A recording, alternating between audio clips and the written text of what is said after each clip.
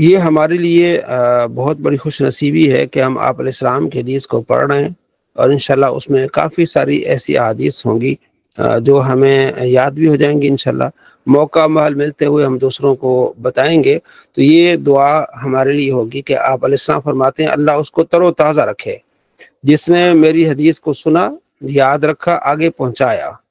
اللہ کریم اس کو تر و تازہ، ندر اللہ عبد، اللہ اس کو تر و تازہ رکھے۔ آپ علیہ السلام کو اللہ نے ایک شان عطا فرمائی ہے جوامع الکلم کی۔ جوامع الکلم یعنی کہ مختصر بات کرنا اور اس کا مفہوم بہت زیادہ ہو، تو یہ ایک جوامع الکلم میں سے ایک یہ روایت ہے کہ اللہ اس کو تر و تازہ رکھے جس نے میری حدیث کو یاد رکھا، سنا، یاد رکھا اور آگے پہنچایا۔ تو اس میں جو تر و تازگی وہ ہر لحاظ سے ہے کہ دنیا میں بھی آپ کامیاب ہوں، آپ خوش رہیں، آپ شاد رہیں، آباد رہیں، اور صحت بھی اللہ آپ کو عطا فرمائے، اور آخرت میں بھی آپ کامیاب رہیں۔ جو نبی علیہ السلام سے جڑے گا، ملے گا، آپ علیہ السلام کی باتیں سنے گا، یاد رکھے گا، تو اللہ کے نبی صلی اللہ تعالیٰ علیہ وآلہ وسلم کی دعا یہ ان کے ساتھ ہے۔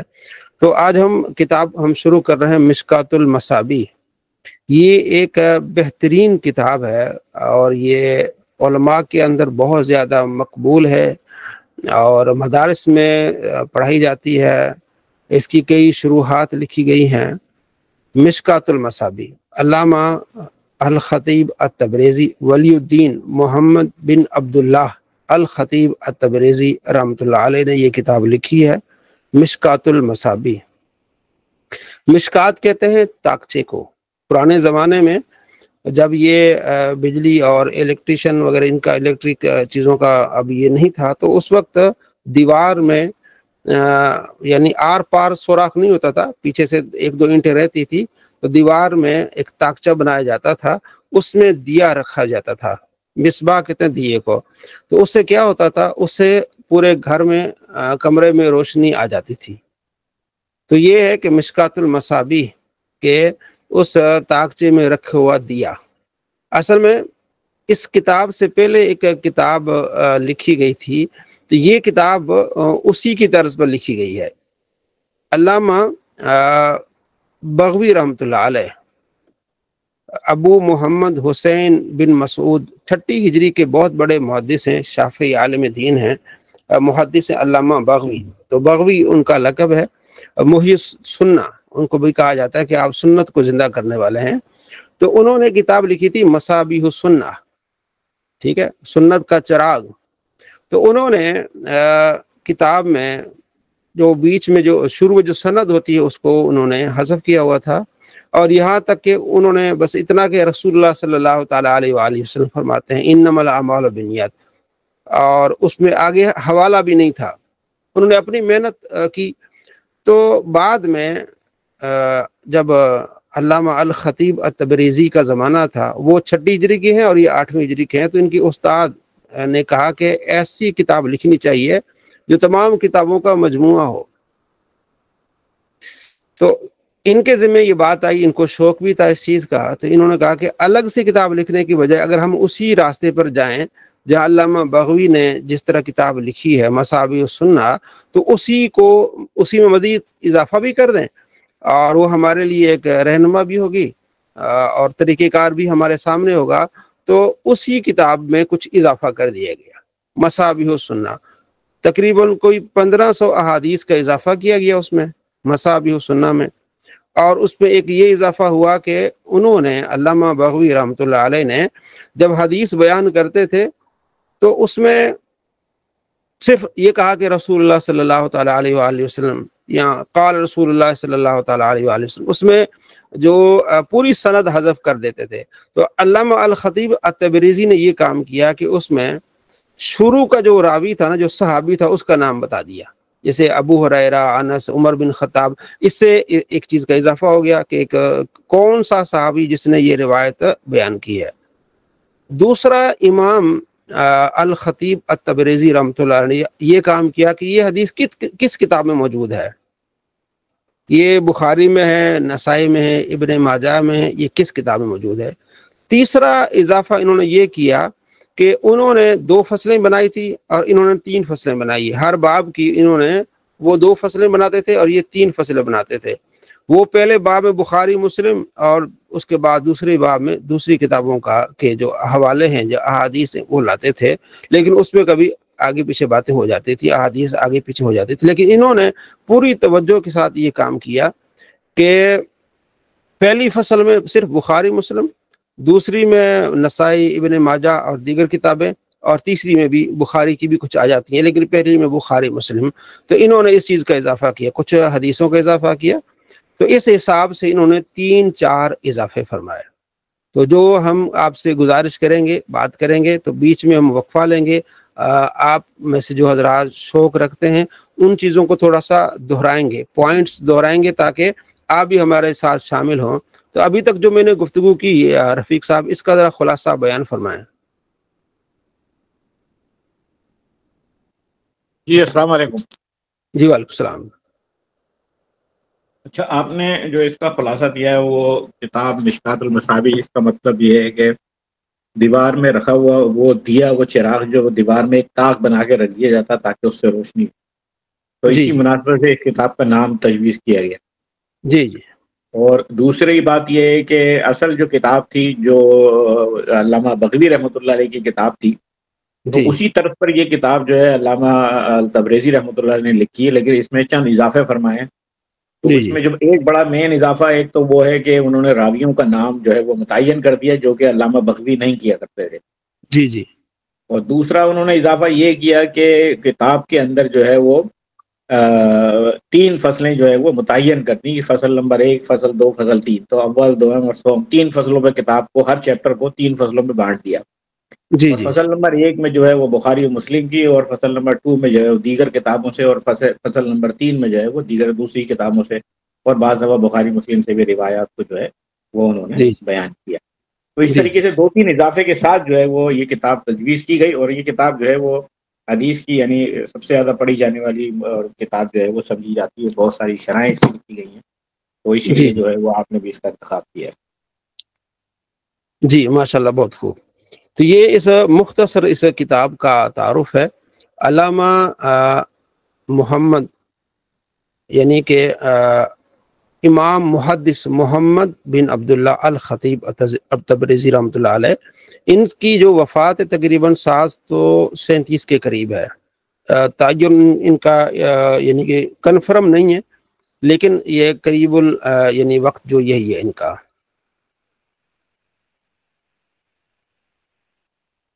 صلی اللہ علیہ محمد صلی اللہ تعالی علیہ وآلہ وسلم.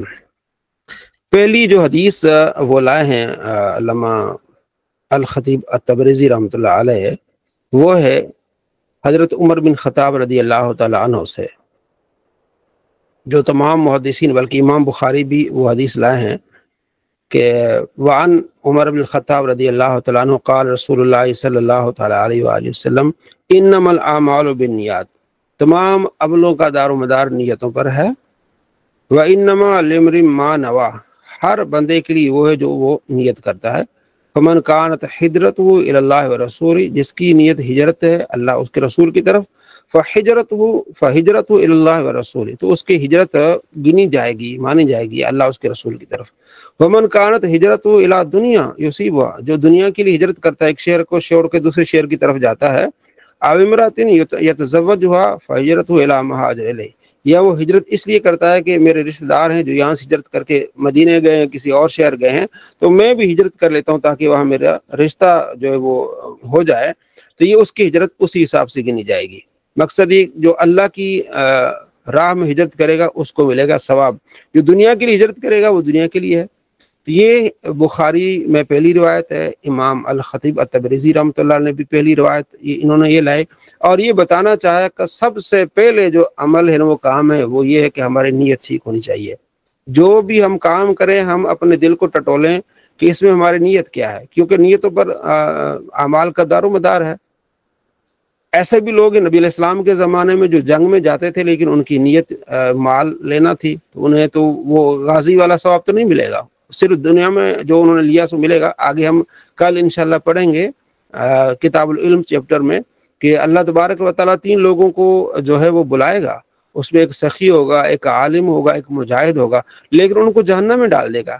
کیوں؟ وہ جو کام کرتے تھے، سخی وہ سخاوت کرتا تھا، عالم قاری وہ پڑھاتا تھا، اور مجاہد جہاد کرتا تھا، تو وہ ان کی نیت اللہ کے لیے نہیں تھی، ان کی نیت تھی دنیا کے لیے، ان کی نیت تھی دکھاوا کے لیے، ریا کے لیے۔ تو اللہ کو ان کا یہ عمل پسند نہیں آیا، تو انہیں وہ جہنم اللہ بھیج دے گا۔ وہ کل انشاءاللہ ہم پڑھیں گے۔ تو پہلی حدیث یہ بتانا چاہ رہے محدث کہ آپ نے جب بھی کوئی کام کرنا ہے، آپ نے اپنے دل کو ٹٹولنا ہے، آپ نے دیکھنا ہے کہ یہ جو میں کام کر رہا ہوں اس میں میری نیت کیا ہے، اس میں میری ریاکاری ہے، لالچ ہے، کیا چیز ہے۔ تو سب سے پہلے ہم نے اپنی نیت کو ٹھیک کرنا ہے، کیونکہ عمل کرنا آسان ہے، اس کو سنبھالنا، اس کو صحیح طریقے سے لانا یہ بہت اہم ہے۔ جو بھی عمل کریں اس میں ہماری نیت کا بہت جو ہے وہ دخل ہے۔ تو پہلی حدیث اسی پر ہے جس کو ہم نے پڑھا، کتاب الایمان۔ دوسری جو حدیث ہے الحمدللہ اس کتاب کی، وہ کتاب الایمان کی جو پہلی حدیث ہوگی، اور کتاب کے لحاظ سے دوسری حدیث ہوگی۔ یہ بھی حضرت عمر بن خطاب رضی اللہ تعالیٰ عنہ سے ہے، آپ علیہ السلام کی بہت ہی پیارے صحابی حضرت عمر، جن کو آپ علیہ السلام نے مانگ کے لیا، دعا مانگی، اللہ مجھے عمر بن ہشام عطا فرمائے، عمر بن خطاب۔ تو اللہ تعالیٰ نے حضرت عمر کو چن لیا، اور آپ صلی اللہ تعالیٰ علیہ وآلہ وسلم کی دعا قبول ہوئی۔ حضرت عمر بن خطاب رضی اللہ تعالیٰ عنہ مسلمان ہوئے، اور بعد میں خلیفہ بھی بنے، اور ان کے دور خلافت میں بہت زیادہ مسلمانوں کو کامیابیاں عطا ہوئیں۔ تو حضرت عمر بن خطاب کہتے ہیں، قال بینا نحن عند رسول اللہ صلی اللہ تعالیٰ علیہ وآلہ وسلم ذات یوم، آپ علیہ السلام کے پاس ہم ایک دن بیٹھے ہوئے تھے، اطلع علینا رجل، ایک شخص آیا، طلع یعنی طلوع ہوا، یعنی آیا، ہمارے شخص ہمارے پاس آیا، شدید و بیاض الثیاب، کپڑے اس کے بڑے سفید تھے، شدید و سواد الشعر، اور کالے سیاہ اس کے بال تھے، لا یری علیہ اثر السفر، اس پر سفر کا کوئی اثر نہیں تھا، اور کمال کی بات یہ، ولا یعرف منا احد، ہم میں سے کوئی اسے جانتا نہیں تھا، کیونکہ اب مدینہ اتنا گنجان علاقہ تو تھا نہیں، اس آبادی میں جو آتے جاتے تھے ان کو بندے پہچانتے تھے، لیکن یہ ایسا بندہ تھا، بال سفید، بال جو ہے وہ سیاہ اور کپڑے سفید، اثر پر یعنی کہ سفر کا کوئی ان پر اثر نہیں تھا، کہ مسافر بھی نہیں لگ رہا تھا، کیونکہ اس وقت جب سفر کیا جاتا تھا وہ گھوڑوں پر، خچروں پر، اونٹوں پر ہوتا تھا، مٹی اڑنا، غبار اڑنا، بال جو ہے بکھرے ہونا، تو اس پہ ایسا کوئی نہیں تھا، اور ہم میں سے کوئی اسے جانتا بھی نہیں تھا۔ کمال کی بات یہ تھی، حتی جلس الی النبی صلی اللہ علیہ وسلم، آپ علیہ السلام کے پاس آ کے بیٹھ گیا، فاسند رکبتہ الی رکبتہ، اپنے گھٹنے حضور کے گھٹنے کے ساتھ ملا دیے، اتنا قریب آگے بیٹھ گیا، ووضع کفیہ علی فخذیہ، تو اس نے اپنے ہاتھ اپنے رانوں پر رکھے۔ اور ایک جو معنی ہے وہ یہ ہے کہ اپنے ہاتھ حضور کے گھٹنے پہ رکھے، دونوں معنی بن سکتے ہیں۔ پہلا معنی کہ اپنے ہاتھ اپنے گھٹنوں پہ رکھے، اور دوسرا معنی یہ بنتا ہے کہ اپنے ہاتھ حضور کے گھٹنے پہ رکھے۔ یہ کمال عاجزی ہوتی ہے، جیسے آپ کسی کے پاس بیٹھے ہوتے ہیں، ایک شخص آتا ہے آپ کے گھٹنوں پہ آگے ہاتھ رکھ لیتا ہے، یہ کمال عاجزی ہوتی ہے اور محبت ہوتی ہے۔ ایک معنی یہ بھی ہے کہ آپ علیہ السلام کی بارگاہ میں آئے اور گھٹنے کے ساتھ ملائے، اور آپ صلی اللہ تعالیٰ علیہ وآلہ وسلم کے گھٹنوں پر آپ نے ہاتھ رکھے۔ وقال، کہنے لگا، یا محمد، اے محمد صلی اللہ علیہ وسلم، اخبرنی عن الاسلام، اسلام کے بارے میں مجھے بتائیے۔ قال، آپ علیہ السلام فرماتا، الاسلام، اسلام یہ کہ ان تشہد اللہ الہ الا اللہ وان محمد رسول اللہ، تو گواہی دے کہ اللہ کے سوا کوئی معبود نہیں، اور محمد صلی اللہ تعالیٰ علیہ وآلہ وسلم اللہ کے رسول ہیں۔ وتقیم الصلاۃ، نماز پڑھ لے، وتعطی الزکوٰۃ، زکوٰۃ ادا کر، وتصوم رمضان، رمضان کے روزے، وتحج البیت ان استطعت الیہ سبیلا، اور بیت اللہ تک جا، حج کر اگر تیرے اندر طاقت ہے۔ قال صدقت، اس نے کہا آپ نے سچ فرمایا۔ حضرت عمر کہتے ہیں فعجبنا لہو، ہمیں تعجب ہوا اس بات پر کہ یسألہ ویصدقہ، سوال بھی کرتا ہے، تصدیق بھی کرتا ہے۔ تصدیق تو وہ کرتا ہے جسے پتہ ہو، اب یہ سوالی ہے، سوال کر رہا ہے کہ اسلام کیا ہے، تو آپ علیہ السلام بتاتے ہیں کہ اسلام یہ ہے، اور وہ تصدیق بھی کر رہا ہے۔ قال، کہتا ہے فاخبرنی عن الایمان، ایمان کے بارے میں بتائیے۔ قال ان تؤمن باللہ وملائکتہ، آپ علیہ السلام فرماتے ہیں کہ ایمان یہ کہ تو اللہ پر ایمان لے آئے، فرشتوں پر ایمان لے آئے، وہ کتبی، اللہ کی کتابوں پر، وہ رسول، اللہ کے رسولوں پر ایمان لے آئے، والیوم الآخر، اور آخرت پر ایمان لے آئے، وتؤمن بالقدر خیر و شر، اور اچھی اور بری تقدیر پر ایمان لیا۔ قال صدقت، اس نے کہا آپ نے سچ کہا۔ اب یہ حدیث ہے، اسے کہتے ہیں حدیث جبریل، اور بڑی مزیدار باتیں جو آگے وہ پوچھ رہے ہیں۔ تو آپ علیہ السلام سے اس کا فاخبرنی الاحسان، احسان کے بارے میں بتائیے، نیکی احسان کیا ہوتا ہے؟ قال فرمایا انت عبد اللہ کانک تراہ، اللہ کی بات ایسے کر گویا کہ تو خدا کو دیکھ رہا ہے۔ فإن لم تکن تراہ، اگر ایسا نہیں ہو سکتا، فإنہ یراک، وہ تجھے دیکھ رہا ہے۔ یعنی جب تو نماز پڑھے، اللہ کی بات کرے، ایسا کہ تو خدا کو دیکھ رہا ہے، ایسا نہیں ہے تو ایسا یوں سمجھو کہ خدا تجھے دیکھ رہا ہے۔ قال فاخبرنی عن الساعہ، تو اس نے کہا کہ آپ مجھے قیامت کے بارے میں کوئی خبر دیجئے۔ کسی دوست کا مائک کھلا، اس کو ذرا میوٹ کر لیں، مائک کو میوٹ کر لیں۔ تو قیامت کے بارے میں اس نے سوال کیا۔ قال مل مسئول عنہ بعالم من السائل، جسے سوال کیا گیا ہے وہ سائل سے زیادہ نہیں جانتا، یعنی جتنا سائل کو پتا ہے اتنا سوال کرنے والے کو پتا ہے۔ قال، اس نے کہا فاخبرنی عن اماراتها، قیامت کی کوئی نشانیاں بتائیے۔ آپ علیہ السلام فرماتے ان تلد الامۃ ربتھا، لونڈی اپنے آقا کو جنے گی، یعنی ایک زمانہ آئے گا جو بچے ہوں گے وہ والدین پر حکومت کریں گے، یہ قیامت کی نشانی ہے۔ جیسے آج کل آپ دیکھ رہے ہیں کہ بچیاں جو ہے خاص طور پر جب تک وہ ماں، بچیاں راضی نہیں ہے، ماں رشتہ وہ نہیں کر سکتی، تو یہ بھی ایک قیامت کی نشانی ہے کہ ماں کی حکومت نہیں ہوگی بلکہ بچوں کی حکومت ہوگی۔ وَأَن تَرَى الْحُفَاةَ الْعُرَاةَ الْعَالَةَ، ارے عائشہ آپ دیکھیں گے ننگے پاؤں، ننگے بدن والے آدمی، بکریاں چرانے والے آدمی، ٹھیک ہے، کیا کریں گے؟ یتداولون فی البنیان، بڑی بڑی بلڈنگیں بنائیں گے، ٹھیک ہے، ان پر وہ فخر کریں گے بلڈنگیں بنا کے۔ یہ قیامت کی نشانی، یعنی کہ جو ان کا پیشہ وہ چھوڑ کے بڑے شہروں میں چلے جائیں گے اور بڑی بڑی بلڈنگیں بنائیں گے۔ اور اس کی جو واضح بہترین مثال ہے وہ دبئی ہے۔ آپ دبئی دیکھ لیں، چند سال پہلے یہاں کے جو رہائشی تھے وہ بکریاں چرانے والے ہوتے تھے، بدو ہوتے تھے، لیکن اب سب سے زیادہ بڑی بلڈنگیں دبئی میں ہے، سارا کچھ ہے۔ تو یہ بھی ایک قیامت کی نشانی۔ قال، کہا آپ ثمن، حضرت عمر کہتے ہیں ثمن طلق، پھر وہ چلا گیا۔ فلبثت ملیا، تھوڑی دیر میں ٹھہرا رہا۔ ثم قال لی یا عمر، تو حضور نے میرے سے فرمایا اے عمر، اتدری من السائل، اس سائل کو جانتے وہ کون تھا؟ قلت اللہ ورسول عالم، تو میں نے کہا اللہ اس کا رسول جانتے ہیں۔ صحابہ کا عقیدہ تھا کہ جو چیزیں ہمیں نہیں پتا وہ اللہ اس کے رسول کو بتائیں، اللہ اس کا رسول جانتے ہیں۔ قال فإنه جبریل اتاکم یعلمکم دینکم، آپ علیہ السلام فرماتے ہیں یہ جو آئے تھے یہ جبریل تھے، جبریل تھے، آئے تھے، اتاکم یعلمکم دینکم، تمہیں تمہارا دین سکھانے آئے تھے۔ تو سوال جواب سے بھی دین سیکھنے کا ایک طریقہ ہے، وہ سوال کر رہے تھے، آپ علیہ السلام بتا رہے تھے، تو معلوم ہوا کہ سوال کرنے سے علم میں اضافہ ہوتا ہے۔ اور یہ سوال اس لیے کر رہے تھے کہ دوسروں کو پتہ چلے، انہیں پتہ تھا کہ ایمان کیا ہے، اسلام کیا ہے، ٹھیک ہے، احسان کیا ہے، لیکن وہ اس لیے سوال کر رہے تھے کہ دوسروں کو اس کا علم ہو، دوسرے جو آپ علیہ السلام کے صحابہ ہیں وہ سیکھیں۔ تو اسے کہتے ہیں حدیث جبریل، جبریل آ کے انسانی شکل میں آئے، لباس بھی ان کا سفید تھا، سیاہ ان کے بال تھے۔ محدثین کہتے ہیں کہ دہیا کلبی ایک صحابی ہیں، ان کی شکل میں وہ آئے تھے، اس انداز سے آئے تھے۔ تو یہ حدیث جبریل۔ تو اگلی مسلم میں اس میں کچھ ایک اضافہ ہے حضرت ابو ہریرہ سے، کہ آپ دیکھیں گے ننگے پاؤں، ننگے بدن والوں کو، گونگے بہرے ہوں گے، وہ زمین میں بادشاہ بنیں گے، ٹھیک ہے۔ پھر آپ علیہ السلام نے یہ آیت تلاوت فرمائی کہ ان اللہ عنده علم الساعہ وینزل الغیث، کہ جو قیامت کا دن ہے اللہ کے علم میں ہے، اور اللہ جانتا ہے کہ کل کیا ہونے والا ہے۔ 5 چیزوں جو ہے، کل کون کہاں مرے گا، کسی کو یہ نہیں پتا کہ بارش کب ہوگی، تو یہ اللہ جانتا ہے۔ آگے اس کی مفسرین کہتے ہیں کہ اللہ جانتا ہے، ہاں اللہ جسے بتائے، یہ اللہ تبارک و تعالیٰ جسے بتائے کہ کل کیا ہونا ہے، کل کس نے کہاں مرنا ہے، جیسا کہ آپ علیہ السلام نے جنگ بدر میں فرمایا تھا کہ کل یہاں ایک کافر مرے گا، یہاں فلاں کافر مرے گا، تو آپ علیہ السلام نے بتا دیا تھا کہ یہ اللہ کے عطا سے آپ نے بتایا۔ یہ اس کی پہلی حدیث جو ہے کتاب الایمان کو کی، اس کی آپ نے شرح پڑھی اور اس کو آپ نے دیکھا کہ جبریل آیا، اسے کہتے ہیں حدیث جبریل، اس حدیث کا نام ہے حدیث جبریل۔ آ کے اس نے سوالات کیے اور اس سے صحابہ کرام علیہ رضوان کی علم میں اضافہ ہوا۔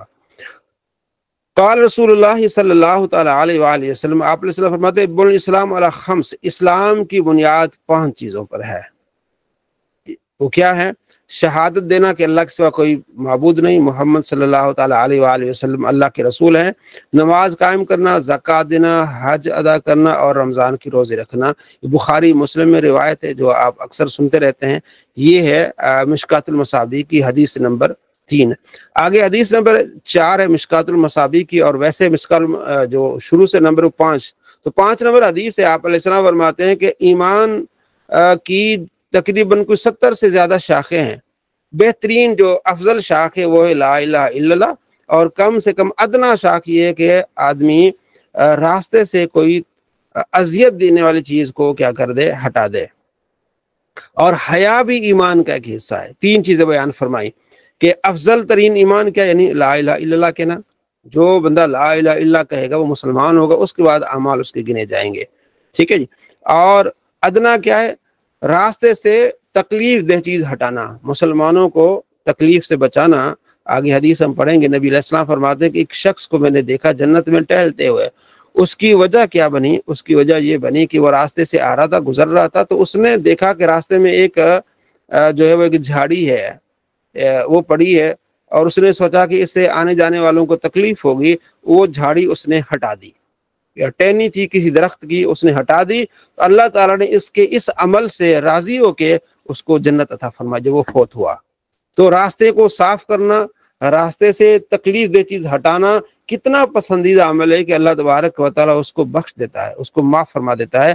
تو اس کورس میں شامل ہونے کا مقصد یہ ہے کہ ہم نبی صلی اللہ تعالی علیہ وآلہ وسلم کے فرامین کو سنیں، اور ہمارے دلوں میں ایمان کی روشنی بڑھے، اور عمل، یہ حدیثیں پڑھ کر عمل پر ہمارا دل ہمیں ابھارے، ہمارا ذہن اس طرف جائے کہ ہاں وہ کام کرنے ہیں جس سے مسلمانوں کو آسانی ہو، تکلیفیں دور کرنی، آسانیاں پیدا کرنی۔ جیسے آپ علیہ السلام فرماتے ہیں یسروا ولا تعسروا، آسانیاں پیدا کرو، مشکلات پیدا نہ کرو۔ تو اور حیا بھی ایمان کا حصہ ہے، حیا کرنا، بڑے کا لحاظ رکھنا، اور حیا یہ بھی ہے کہ برائی سے بچنا اور نیکی کے کام کرنا، اسے بھی حیا کہتے ہیں۔ حدیث نمبر 6 ہے حضرت انس عبداللہ بن عمر سے کہ آپ علیہ السلام فرماتے ہیں المسلم من سلم المسلمون من لسانہ و یدہ، مسلمان وہ ہے جس کی زبان اور ہاتھ سے دوسرے مسلمان محفوظ رہیں۔ نبی علیہ السلام کے فرامین سارے سونے سے لکھنے والے ہیں، اور آپ علیہ السلام کی باتیں ساری سونے کے قلم سے لکھنے والی ہیں، لیکن میں کہتا ہوں اس حدیث کو آپ اپنے دل پر لکھ لیں، زبانی یاد کر لیں۔ جیسے آپ علیہ السلام فرماتے ہیں اللہ اس کو تر و تازہ رکھے جس نے میری بات کو سنا، یاد رکھا اور دوسروں تک پہنچایا۔ تو اس میں سے اس ایک حدیث کو ضرور آج کے سبق کے لیے آپ یاد رکھ لیں کہ آپ علیہ السلام فرماتے ہیں المسلم من سلم المسلمون من لسانہ و یدہ، مسلمان وہ ہے جس کے ہاتھ اور زبان سے دوسرے مسلمان محفوظ رہیں، ہاتھ سے یعنی کسی کو تکلیف نہ دے، اور زبان سے کسی کو گالی گلوچ نہ کرے۔ تو ہاتھ اور زبان سے دوسرے مسلمان محفوظ رہیں، اصل مسلمان وہ ہے، یعنی کامل مسلمان وہ ہے۔ یہ حدیث ہے۔ اور والمہاجر، مہاجر کون ہے؟ من ہاجر ما نہی اللہ عنہ، وہ چیز چھوڑ دے جس سے اللہ نے اسے منع کر دیا ہے۔ مشکوٰۃ المصابیح حدیث نمبر 7 ہے، نبی علیہ السلام فرماتے ہیں، حضرت انس سے مشہور روایت ہے کہ لا یؤمن احدکم حتی اکون احب الیہ من والدی وولدی والناس اجمعین، تم میں سے کوئی ایک اس وقت تک کامل مومن نہیں ہوگا جب تک میں اس سے محبوب ہو جاؤں، اس کے اولاد سے اور اس کے والدین سے، یعنی ساری محبتیں سب سے زیادہ میرے سے کرے۔ تو لا یؤمن احدکم حتی اکون احب الیہ من والدہ وولدہ والناس اجمعین، بخاری مسلم کی یہ روایت ہے۔ اگلی روایت ہے، آپ علیہ السلام فرماتے ہیں اس آدمی نے ایمان کا ذائقہ چکھ لیا، کون؟ ثلاث من کن فیہ وجد بہن حلاوۃ الایمان، 3 چیزیں جس شخص کے دل میں آ گئی نا، اس نے ایمان کا ذائقہ چکھ لیا۔ پہلی کیا؟ من کان اللہ و رسول حب الیہ مما سواہما، اللہ اس کا رسول ہر چیز اسے محبوب ہوں، پہلا یہ۔ دوسرا ومن حب عبدا لا يحب الا اللہ، جب کسی بندے سے محبت کرے وہ اللہ کے لیے محبت کرے۔ اور تیسرا یہ کہ اسے کفر کی طرف لوٹنا اس طرح اسے برا ہو، ناپسند ہو، جس طرح اسے آگ میں ڈالنے جانا ناپسند ہو۔ جس میں یہ 3 چیزیں جس کے دل میں ہیں اس نے ایمان کا ذائقہ چکھ لیا، ایمان کا مزہ چکھ لیا۔ الحمدللہ ہم اللہ کی رسول سے محبت کرتے ہیں، اللہ سے محبت کرتے ہیں اور اللہ کے لیے محبت کرتے ہیں، اور ہمیں ایمان پر اور اسلام پر ہمیں پورا پختہ ایمان اور یقین ہے۔ اور اگلی حدیث ہے، آپ علیہ السلام فرماتے ہیں ذاق طعم الایمان، ایمان کا ذائقہ اس نے چکھ لیا من جس نے کہا رضی باللہ ربن، کہ اللہ کے رب ہونے پر میں راضی ہوں، وبالاسلام دینن، اور اسلام کے دین ہونے پر میں راضی ہوں، وبمحمد صلی اللہ تعالی علیہ وآلہ وسلم رسول، اور محمد صلی اللہ تعالی علیہ وآلہ وسلم کے رسول ہونے پر میں راضی ہوں۔ تو وہ اعلان کرتا ہے، وہ کہہ رہا ہے کہ میں راضی ہوں کہ میرا رب اللہ ہے، میں راضی ہوں کہ میرا دین اسلام ہے، میں راضی ہوں کہ محمد عربی صلی اللہ تعالی علیہ وآلہ وسلم میرے رسول ہیں۔ اس نے ایمان کا ذائقہ چکھ لیا۔ اور ایک اور روایت ہے، نبی علیہ السلام فرماتے جس نے صبح 3 مرتبہ کہا یہ لفظ کہ رضیت باللہ ربن وبالاسلام دینن وبمحمد صلی اللہ تعالی علیہ وآلہ وسلم نبی، کہ میں رب پر راضی ہوں اور میں دین اسلام پر راضی ہوں اور محمد صلی اللہ تعالی علیہ وآلہ وسلم میرے رسول، میں راضی ہوں اس بات پہ۔ جو 3 مرتبہ اس صبح کہتا ہے تو قیامت کے دن میں اس کا ہاتھ پکڑ کے جنت میں لے جاؤں گا اسے۔ کتنی بڑی نعمت ہے کہ ہم روزانہ اپنا معمول بنا لیں، اس دعا کو پڑھیں، رضیت باللہ ربن وبالاسلام دینن وبمحمد صلی اللہ علیہ وسلم نبی۔ اور اگر ہم وقف کریں گے تو ہوگا رضیت باللہ ربا وبالاسلام دینا وبمحمد صلی اللہ تعالی علیہ وآلہ وسلم نبیہ۔ تو یہ آپ نے ضرور اس کو دیکھنا ہے، بعد میں ریکارڈنگ سننی ہے اور یاد رکھنا ہے انشاءاللہ۔ اگلی روایت ہے مشکات المصابیح حدیث نمبر 10 ہے کہ آپ علیہ السلام فرماتے اس رب کی قسم جس کے ہاتھ میں محمد کی جان ہے، جس یہودی نے اور جس نصرانی نے سنا میری بات کو سنا اور وہ اس مجھ پر ایمان لائے بغیر مر گیا، وہ جہنمی ہے۔ یعنی جو بھی عیسائی ہے، یہودیوں سے جب پتہ چل گیا کہ آپ صلی اللہ تعالیٰ علیہ وآلہ وسلم تشریف لائے ہیں اور وہ ایمان نہیں لایا، وہ کیا ہے؟ جہنمی ہے۔ تو آپ علیہ السلام پر ایمان لانا لازمی ہے۔ لوگ یہ کہتے ہیں کہ بھئی نبی علیہ السلام کو نہ مانا تو جو ہے اس سے کیا فرق پڑے گا؟ جو ہے آپ نے سنا ہوگا نا، اکثر لوگ کہتے ہیں کہ بل گیٹس نے اتنا کام کیا، اچھا نیکی کا کام کیا، ٹھیک ہے، تو وہ جہنم میں جائے اور تم لوگ جو تم مسلمان ہو وہ جنت میں چلے جاؤ۔ ہاں، ایسے بدبخت بھی ہے، کہتے ہیں جناب دیکھیں جی جاپان والے کتنے صفائی پسند ہیں، تو وہ لوگ جو وہ جہنم میں جائیں گے اور تم کہتے ہو تو ہم جنت میں جائیں گے۔ یہ تو پتہ بعد میں لگے گا۔ بھائی صفائی کا ہونا نہ ہونا، ہمارے اسلام میں تو صفائی نصف ایمان ہے۔ اگر کسی شہر میں کوئی صفائی نہیں ہے تو اس کا آپ ایمان سے تولیں گے اس کو، ٹھیک ہے۔ آپ یہ کہیں گے ان کی صفائی ہے، تو ان کو تو اس چیز کا پتہ ہی نہیں ہوتا، اپنے حساب سے صفائی کر رہے ہیں۔ بات اور ایمان کی، تو آپ ان کو صفائیوں سے اس کی تشبیہ دے رہے ہیں اور ملا رہے ہیں۔ جس کو پتہ ہے کہ نبی علیہ السلام رسول ہے، اور آج ہر بندے کو پتہ ہے، آگے حدیث ہے نبی علیہ السلام فرماتے ہیں اللہ اس دین کو ہر گھر میں داخل کرے گا۔ کوئی عزت سے اس کو لے لے یا کوئی ذلالت والی زندگی گزارے، جو اس کو عزت سے لے گا، اس کی دین کی خدمت کرے گا، اللہ اس کو عزتوں سے نوازے گا۔ تو یہ اللہ تبارک و تعالیٰ کا کرم ہے کہ اللہ نے ہمیں مسلمان بنایا۔ میں اکثر کہا کرتا ہوں اپنے دوستوں سے کہ دیکھیں کہ یہ ہمیں پہلا چانس ملا ہے، فرسٹ اینڈ لاسٹ چانس، پہلا چانس ملا اور آخری چانس ہے کہ ہم پہلی مرتبہ دنیا میں آئے ہیں اور یہی آخری مرتبہ ہے، تو دوبارہ تو ہم نے دنیا میں نہیں آنا۔ تو اس پہلے ہی چانس میں اللہ نے ہمیں مسلمان بنایا، اور رحمت للعالمین نبی صلی اللہ علیہ وآلہ وسلم کا اللہ نے ہمیں امتی بنایا، اور ہمیں اہل سنت یہ بھی بہت اہم ہے کہ ہم سب سے محبت کرنے والے ہیں۔ نبی علیہ السلام یعنی توحید کے ماننے والے، نبی علیہ السلام سے محبت کرنے والے، صحابہ کرام علیہ رضوان سے محبت کرنے والے، تابعین کا ادب احترام کرنے والے، اولیاء کرام سے محبت کرنے والے۔ ہمارے دلوں میں کسی کا بغض نہیں ہے، ہم سب سے محبت کرنے والے ہیں۔ تو یہ محبت انسان کو آخرت میں لے کے جائے گی۔ آگے حدیث ہم پڑھیں گے کہ نبی علیہ السلام فرماتے ہیں، ایک صحابی عرض کیا رسول اللہ میں نے قیامت کب آئے گی؟ آپ علیہ السلام فرماتے ہیں کیا تو نے قیامت کی کیا تیاری کی ہے؟ تو عرض کیا رسول اللہ، اللہ اس کے رسول سے محبت ہے۔ تو آپ علیہ السلام فرماتے ہیں جو جس سے محبت کرے گا جنت میں قیامت میں اسی کے ساتھ اٹھے گا۔ ہماری محبتیں اللہ کے پیاروں سے، انشاءاللہ اللہ کے رسول سے، اللہ کے صحابہ سے، ہم سب سے محبت کرتے ہیں۔ ہمارے دلوں میں کسی صحابی کا، کسی بزرگ کا، کسی تابعی کا، کسی محدث کا، کسی فقیہ کا ہمارے دلوں میں کوئی بغض نہیں ہے۔ کوئی حنفی ہے تو ہمارا امام ہے، کوئی شافعی ہے تو ہمارا امام ہے، امام ابن عبد البر، کوئی حنبلی ہے تو ہمارا امام ہے، شیخ عبد القادر جیلانی رحمۃ اللہ علیہ، کوئی مالکی ہے تو ہمارا امام ہے، سارے ہمارے امام ہیں۔ ہم سب کا ادب احترام کرتے ہیں، تو ہم کسی کو برا بلا نہیں کہتے ہیں۔ یہ بہت بڑی ہمارے لیے خوش نصیبی ہے کہ اللہ نے ہمیں ایمان کی دولت سے نوازا۔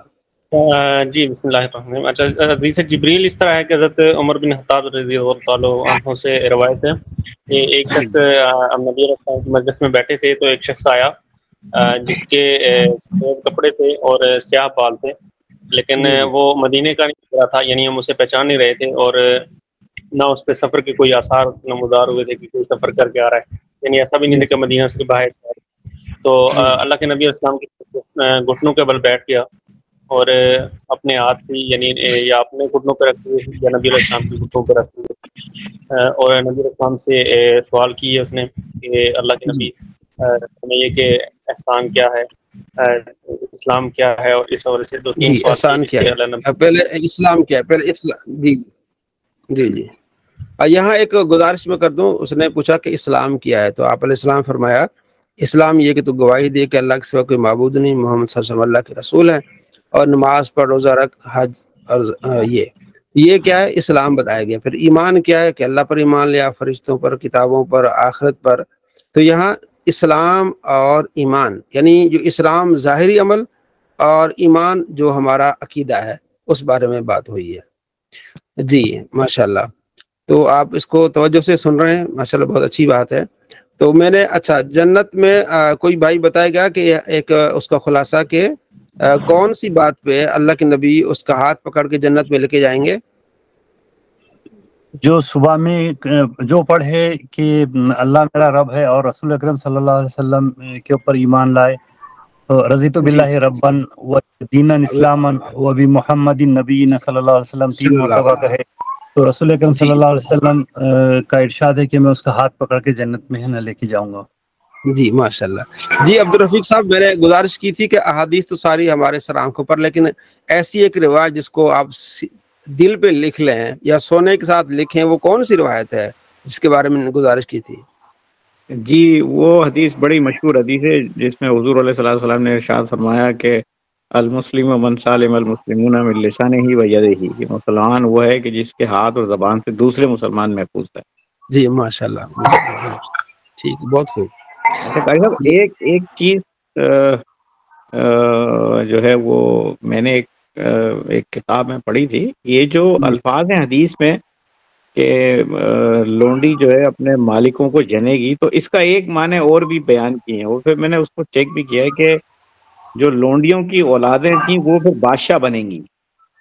جی جی تو ہم دیکھتے ہیں کہ بنو عباس کے اندر جو 37 خلیفہ گزرے ہیں، جی، ان میں سے 26 خلیفہ جو ہیں وہ لونڈیوں کی اولاد ہیں۔ چلے ماشاءاللہ، یہ بھی اچھی تحقیق ہے۔ جی، تو ویسے ایک انڈیا کے اندر بھی شاید ہے نا، خاندان غلامان جو بادشاہت ہے نا چلتی رہی، خاندان غلامان۔ جی چلے ماشاءاللہ، آگے ہم چلتے ہیں، آگے احادیث ہیں، کیونکہ ہم دورہ مشکات المصابیح کر رہے ہیں، تو اس میں جو ہمارے ریلیونٹ ہوں گی احادیث خاص طور پر، اسی پر ہم زیادہ فوکس کریں گے، تو کچھ بیچ میں ہم حدیثیں چھوڑ دیں گے جو ملتی جلتی ہوں گی، ٹھیک ہے جی۔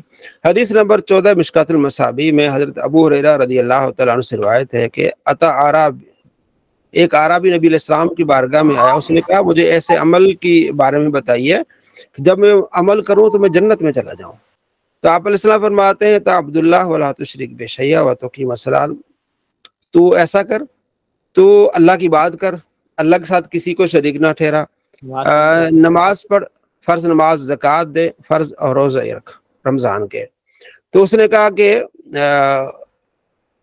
اس ذات کی قسم جس کے ہاتھ میری جان ہے، نہ میں اس میں اضافہ کروں گا نہ اس میں کمی کروں گا۔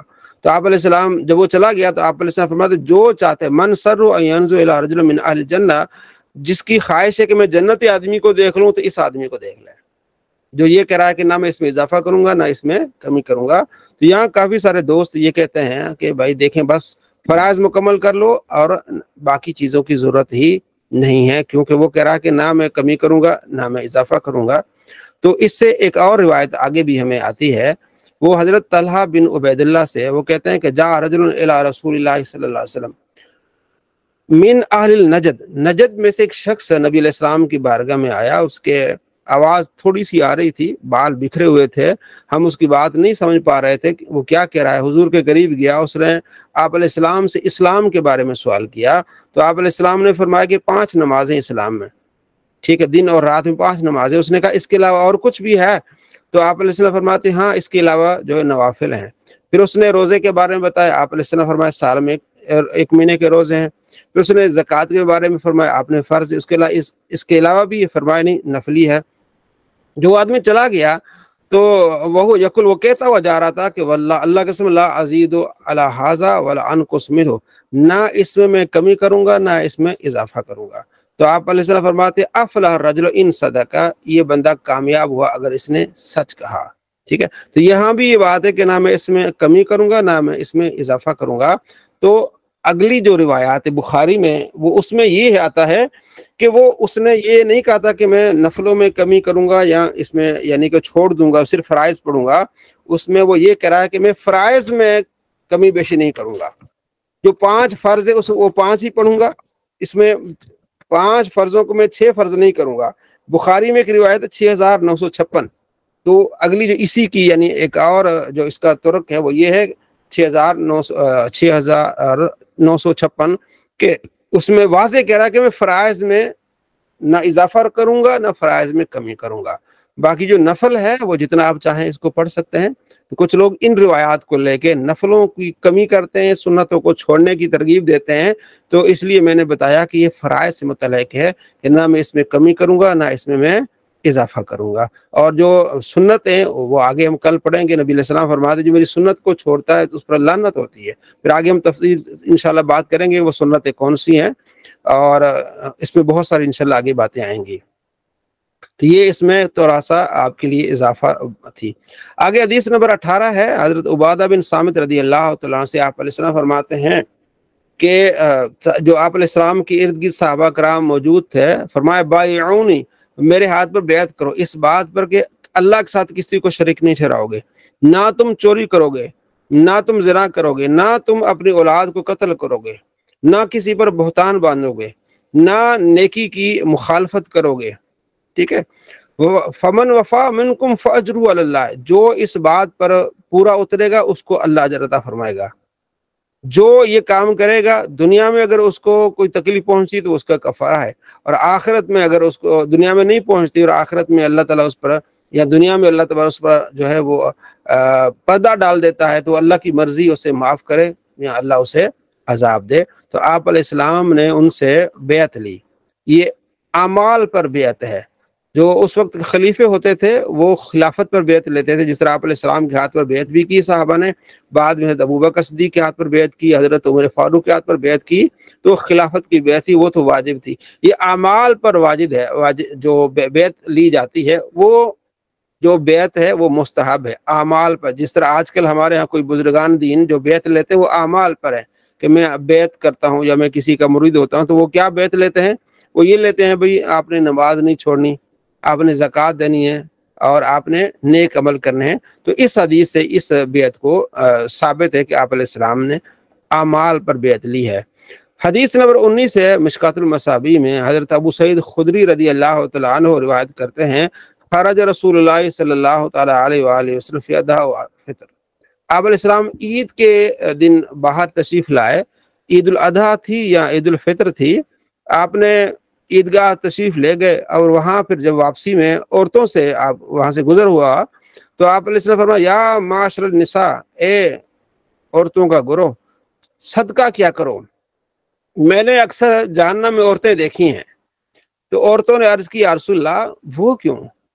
فرمایا یہ زیادہ لعنت کرتی ہیں اور اپنے شوہروں کی ناشکری کرتی ہیں، اور میں نے ان کو دیکھا کہ یہ عقل میں اور دین میں ناقص ہیں، لیکن یہ اتنی تیز ہیں کہ کسی جو ہے آدمی کی جو ہے نا بڑا عقل مند آدمی اس کو بھی یہ پاگل بنا دیتی ہیں، ان کی یعنی کہ بہت زیادہ اس کو لے آتی ہیں۔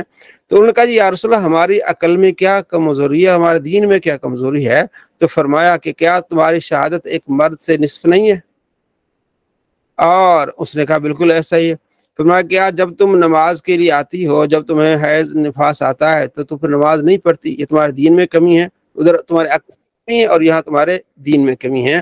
تو اس حدیث میں یہ تعلیم دی گئی ہے فیمیل کو، عورتوں کو، کیونکہ اکثر یعنی زیادہ تر اس میں یہ عمل پایا جاتا ہے کہ وہ ناشکری پر اتر آتی ہیں۔ اب یہ نہیں کہ ہر عورت ناشکری ہو، شکر گزار بھی ہیں، جیسے امہات المومنین ہیں اور حضرت فاطمہ الزہرا رضی اللہ تعالیٰ، اور بہت ساری آج بھی ہیں، لیکن زیادہ تر تو ان کو ایڈریس کیا گیا ہے، ان کی خامی کی طرف توجہ دلائی گئی ہے کہ آپ کو جو ملے اللہ کا شکر ادا کرو، ٹھیک ہے، اور اپنے شوہر کا شکر ادا کیا کرو جو آپ پر احسان کرتا ہے۔ بخاری میں ایک روایت ہے، آپ علیہ السلام فرماتے ہیں کافی عرصہ جو ہے شوہر جو ہے گھر والوں پر خرچ کرتا رہتا ہے، کبھی کمی آئے تو وہ سارا احسان جو ہے وہ اتار دیتی ہیں، ختم کر دیتی ہیں کہ مجھے ملا کیا اس گھر میں، مجھے تو سکون ہی نہیں ملا، مجھے تو چین ہی نہیں ملا۔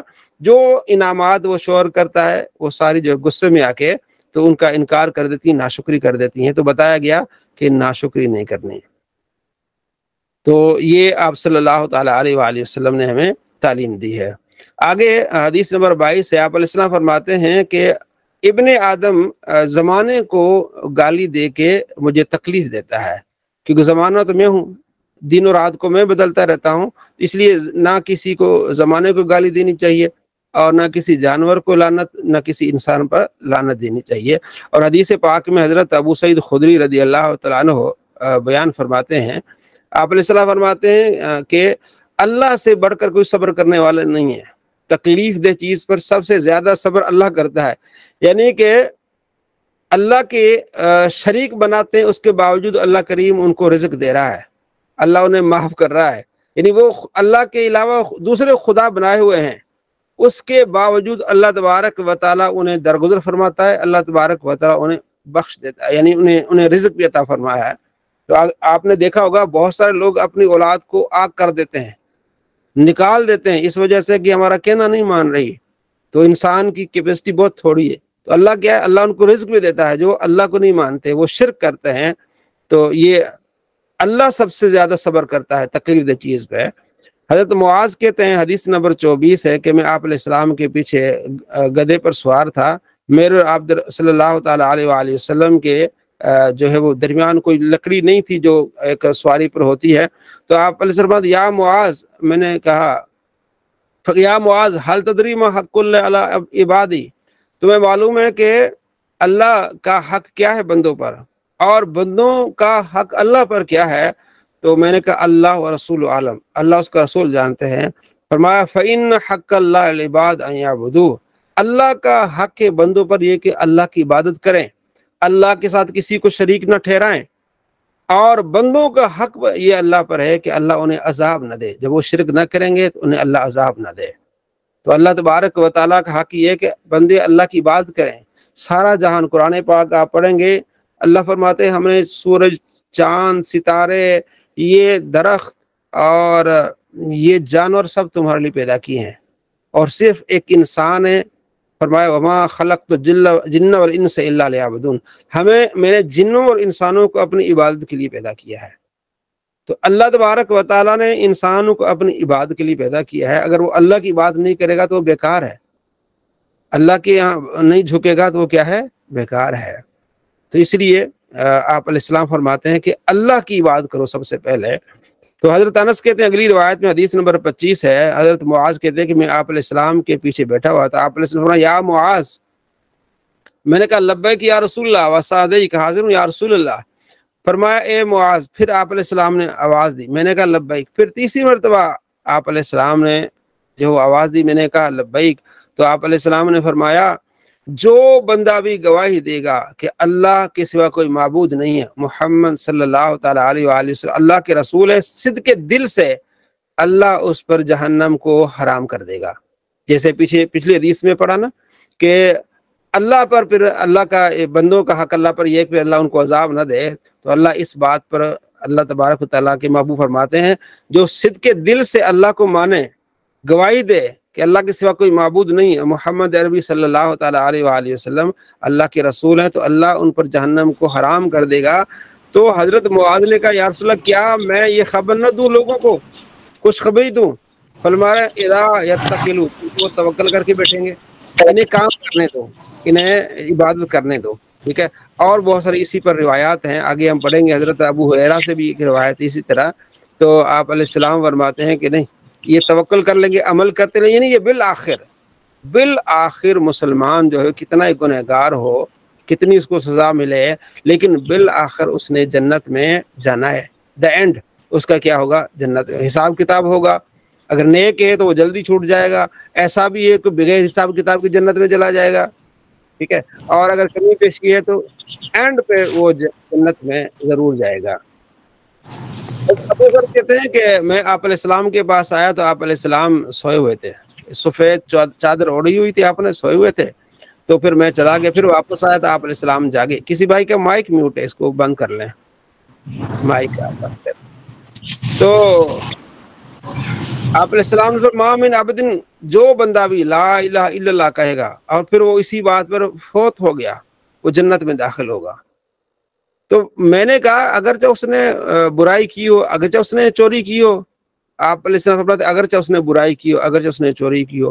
پھر میں نے کہا اگرچہ اس نے برائی کی ہو، اس نے چوری کی ہو، میں نے کہا اگرچہ اس نے برائی کی ہو، اگرچہ اس نے چوری کی ہو، یعنی برائی سے مراد زنا۔ تو میں نے کہا اگرچہ اس نے زنا کیا ہو، اگرچہ اس نے چوری کی ہو، تب بھی جنت میں جائے گا؟ فرمایا ہاں، اگرچہ ابو ذر کی ناک خاک آلود ہو۔ تو حضرت ابو ذر جب یہ حدیث بیان کرتے تھے، یہ کہتے تھے کہ اگرچہ ابو ذر کی ناک خاک آلود ہو، اللہ تبارک و تعالیٰ اسے جنت میں داخل فرمائے گا۔ یہ مومن کا آخری ٹھکانہ کیا ہے؟ وہ جنت ہوگا۔ حضرت عمر بن عباس کہتے ہیں، حدیث نمبر 28 ہے، کہتے ہیں عمر بن عاص کہتے ہیں کہ میں آپ علیہ السلام کے پاس آیا تو میں نے کہا یا رسول اللہ میں آپ کے ہاتھ پر بیعت کرنا چاہتا ہوں۔ آپ علیہ السلام نے بھی ہاتھ پھیلایا تو میں نے بھی پھیلایا، میں نے پھر ہاتھ پیچھے کر لیا۔ تو آپ علیہ السلام فرماتے اے عمر کیا ہوا؟ میں نے کہا یا رسول اللہ میں ایک شرط لگانا چاہتا ہوں۔ تو فرمایا کیا شرط؟ یغفر علی، کہ میری بخشش ہو۔ میں اسلام لانے کے ساتھ یہ شرط لگانا چاہتا ہوں کہ میری بخشش ہو۔ تو آپ علیہ السلام فرماتے کیا تمہیں نہیں معلوم اے عمر کہ جب اسلام بندہ کوئی قبول کرتا ہے اس کے سابقہ گناہ بخش دیے جاتے ہیں، اور کوئی جب ہجرت کرتا ہے تو اس کے پہلے گناہ بھی اس کے کیا ہو جاتے ہیں؟ بخش دیے جاتے ہیں، اور جب کوئی حج کرتا ہے اس کے پہلے گناہ کیا ہو جاتے ہیں؟ بخش دیے جاتے ہیں۔ یہ نیک اعمال کرنے کے ساتھ، اسلام لانے کے ساتھ اللہ تبارک و تعالیٰ اس کی بخشش فرماتا ہے۔ تو یہ پہلی فصل ہماری کتاب الایمان کی جو ہے وہ مکمل ہوئی۔ تو اس میں سے چند باتیں آپ حضرات دہرائیں تاکہ پھر ہم آگے تھوڑا سا اور پڑھ لیں، تاکہ ہمارا کتاب الایمان آج انشاءاللہ ہم اس کو مکمل کریں گے۔ جی یہ جو پہلا چیپٹر ہے، جی کسی کے ذہن میں کوئی بات آئی ہو؟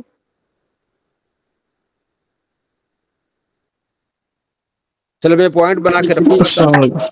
جی وعلیکم السلام ورحمۃ اللہ وبرکاتہ۔ ایک سوال ہے چھوٹا سا، یہ جو ابھی آپ نے پڑھا ہے نا عمر رضی اللہ تعالیٰ، اس کے آگے یہ واو لکھی ہوتی ہے، تو ہاں اس کے بارے میں جی ذات فرمانا۔ جی ٹھیک ہے۔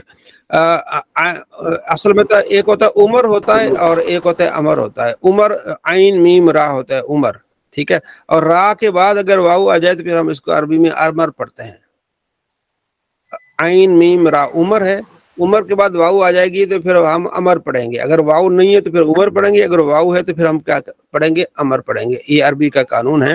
تو امرو نہیں پڑھیں گے، اکثر ہمارے اسکولوں میں اکثر جن کو نہیں پتا ہوتا وہ امرو پڑھتے ہیں، نہیں، عین میم رے یعنی را، عین میم را، تو یہ اکیلے ہوں گے تو ہوگا عمر بن خطاب، ٹھیک ہے، اور اگر را کے بعد واو آ جائے گا تو ہم پڑھیں گے عمر بن عاص۔ یہ صحابی ہیں عمر بن عاص، جب یہ مسلمان ہوئے تو آپ علیہ السلام بڑے خوش ہوئے۔ عمر بن عاص یہ جنہوں نے پھر فتح کیا تھا، یہ عمر بن عاص ہیں، ٹھیک ہے جی۔ اور کوئی بھائی ہینڈ ریز کیا انہوں نے؟ السلام علیکم۔ جی وعلیکم السلام ورحمۃ اللہ۔ استاد محترم میرا ایک سوال تھا کہ جو آپ نے دعا بتائی ہے اس کے بعد 3 مرتبہ پڑھنی ہے، اس میں رضیت باللہ ربا یا رضیت باللہ ربن، یہ ذرا بتا دیں کہ رضیت باللہ ربا وبالاسلام دینا وبمحمد نبیا، یہ ربن پڑھنا یا ربا اس طرح پڑھنا، یہ کہنے ذرا بتا دیں۔ جی اگر ہم سانس لیں گے تو پھر کہیں گے رضیت باللہ ربا، یہاں سانس لیں گے، وبالاسلام دینا، ٹھیک ہے، وبمحمد صلی اللہ علیہ وآلہ وسلم نبیہ، ہم اس طرح پڑھیں گے۔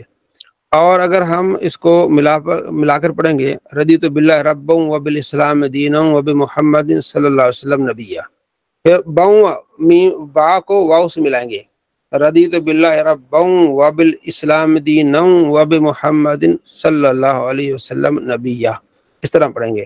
تو اگر سانس لیں گے تو رضیت باللہ ربا، ربن ہے ربا ہو جائے گا، ٹھیک ہے جی۔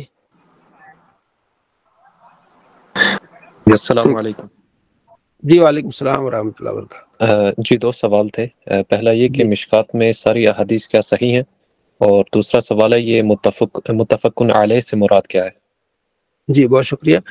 مشکات المصابیح میں بخاری پہلی فصل جو ہے نا وہ آپ نے دیکھا ہوگا، اس میں زیادہ بخاری مسلم ہے، تو بخاری مسلم تو یہ تو صحیح ہے، ٹھیک ہے، جو سند کے ساتھ ہیں۔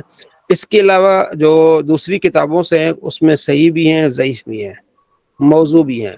مشکات المصابیح میں ساری کے ساری روایات صحیح نہیں ہیں، اس میں ضعیف بھی ہیں، صحیح بھی ہیں، لیکن صحیح زیادہ ہیں، صحیح حسن زیادہ ہیں، ضعیف جو ہیں وہ تقریباً کوئی ایک عالم کے نزدیک 650 کے قریب ہیں، اور ایک کے نزدیک کوئی 1500 کے قریب ہیں، ٹھیک ہے جی، سمجھو کہ 1500 کے قریب 6000 6500 کی روایات ہیں، اور اس میں سے 1500 کے قریب جو ہے وہ اس میں ضعیف روایات ہیں مشکات میں۔ اور دوسرا سوال متفقن علیہ جو روایت ہوتی ہے، بخاری اور مسلم میں جو روایت ہوتی ہے اسے متفقن علیہ روایت کہتے ہیں، ٹھیک ہے جی۔ 6265 ہاں، بلکہ اس میں 6294 روایات ہیں مشکات المصابیح میں، اس میں 1500 کے قریب جو ہے نا وہ ضعیف روایات ہیں، ایک نظریے کے مطابق 6 سے 700 کے قریب۔ تو اس سے مطلب رزلٹ یہ نکلا کہ ساری کی ساری روایات صحیح نہیں ہیں، ہاں اکثر صحیح اور حسن روایات ہیں، ٹھیک ہو گیا؟ السلام علیکم ورحمۃ اللہ وبرکاتہ۔ جی وعلیکم السلام۔ یہ جو حدیث ضعاف ہے تو یہ کہاں پر معتبر ہوں گی، اور کہاں پر ان کو عمل کہاں پر کر سکتی اور کہاں پر اس کی وجہ جی فرمائیے۔ فضائل میں حدیث ضعاف جو ضعیف احادیث جو ہیں فضائل میں لی جاتی ہیں، مطلب نفلی نماز میں، ہاں، شب برات کی نماز میں، شب قدر کی نماز میں، اس طرح کوئی نفلی نماز ہے اس میں یہ فضائل میں، صدقہ و خیرات میں، اس میں لی جا سکتی ہے۔ اور بعض اوقات جب آپ کے پاس صحیح روایت نہ ہو، نہ آپ کے پاس حسن روایت ہو، اور مسئلہ ہو فقہی مسئلہ ہو، تو اس میں بھی جو ضعیف روایت لی جاتی ہے، کہ اپنی رائے کے بجائے ضعیف روایت پر عمل ہوتا ہے، کہ اگر حسن بھی نہیں ہے، صحیح روایت بھی نہیں ہے آپ کے پاس، اور اس معاملے میں صرف ضعیف روایت ہے، اس ضعیف پر عمل کیا جاتا ہے، بجائے یہ کہ ضعیف کو چھوڑ کے آپ اپنی رائے کو اپنائیں۔ یہ بھی اس میں عمل، اس پر میری تحقیق بھی ہے، پی ایچ ڈی کا جو میرا مقالہ ہے اس میں ایک فصل یہ ہے کہ ضعیف روایات اور کہاں کا عمل میں آتی ہیں، کہاں نہیں آتی ہیں، وہ انشاءاللہ بعد میں اس پر ہم ڈسکس کریں گے اس کو، ٹھیک ہے؟ چلے اگلی فصل ہے، جی ٹھیک ہے۔ صلی اللہ علیہ محمد صلی اللہ علیہ وسلم۔ آگے ہمارا آدھے سے زیادہ سبق ہو گیا آج الحمدللہ، بہت ساری آپ روایت آپ نے سنی ہیں، آگے کچھ روایات ہیں جو ہمارے لیے بہت ہی انشاءاللہ۔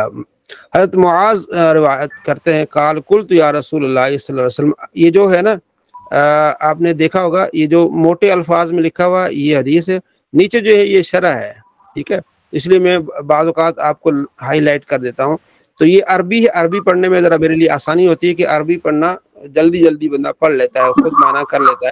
تو آپ حضرات کے لیے کہ میں نے ترجمہ آپ کو بھیجا ہوا ہے گروپ میں، آپ وہاں سے دیکھ کے اپنا مطالعہ کر سکتے ہیں۔ تو یہ جو میں بتاؤں گا وہ سارا تقریباً عربی ہوگا، اردو ہوگا، لیکن مجھے پھر مزہ آتا ہے کہ عربی کے الفاظ پڑھ کے پھر نبی علیہ السلام کوئی فرمان پڑھ کے اس کا معنی کرنے میں ذرا لطف آتا ہے۔ اور یہ ہے کہ یہ آپ کے لیے کوئی امتحان کی بات نہیں ہے، آپ کے لیے آسانی ہو جائے گی کہ آپ نے ترجمہ بھی آپ کے پاس آپ کو بھیجا ہوا ہے، یہاں بھی میں آپ کو ترجمہ کر کے بتاتا ہوں، ٹھیک ہے۔ اور یہ عربی جو ہے نا وہ مختصر جملہ ہوتا ہے، اس کا مفہوم زیادہ ہوتا ہے، تو مختصر بات ہوتی ہے، اس لیے اس میں یہ ذرا یہ اس کو لیا گیا ہے، اس میں آپ نے پریشان نہیں ہونا۔ تو الفصل الثانی دوسری فصل ہے، جس طرح ہم نے کہا نا ہر باب میں 3 فصلیں ہوں گی، پہلی، دوسری، تیسری۔ پہلی میں بخاری مسلم سے روایات ہیں، دوسری میں پھر مکس ہو جائیں گی۔ حضرت معاذ کہتے ہیں بہت بڑے صحابی حضور کے، یمن کی طرف آپ نے ان کو گورنر بنا کے بھیجا تھا، اور آپ علیہ السلام کے زمانہ یہ امام صاحب تھے، لوگوں کو نماز بھی پڑھاتے تھے، یعنی بستی میں پیچھے۔ تو حضرت معاذ کہتے ہیں کہ میں نے کہا یا رسول اللہ اخبرنی بعمل یدخل الجنہ، مجھے ایسے عمل کی بات بتا جو مجھے جنت میں داخل کر لے اور مجھے جہنم سے دور کر دے۔